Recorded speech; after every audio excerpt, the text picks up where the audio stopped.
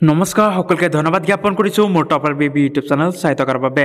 আজি 17 জানুৱাৰী আৰু 17 জানুৱাৰীৰ আবেলিৰ এটা স্কুটিৰ খবৰ লৈ আজিৰ এই বিশেষ প্ৰতিবেদন।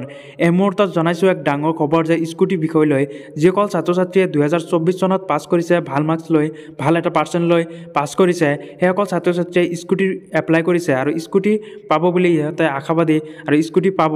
সেইসকল ছাত্ৰ ছাত্ৰীক আজিৰ ভিডিঅ'টো খুবেই ইম্পৰ্টেণ্ট।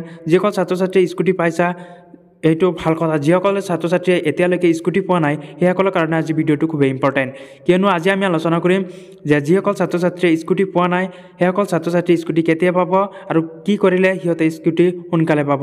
লগতে আৰু যিসকল ছাত্ৰ ছাত্ৰীয়ে 2025 বৰ্ষত HS দিব সেইসকল ছাত্ৰ ছাত্ৰীক কি কৰিলে সিহঁতে 26ত স্কুটি পাব।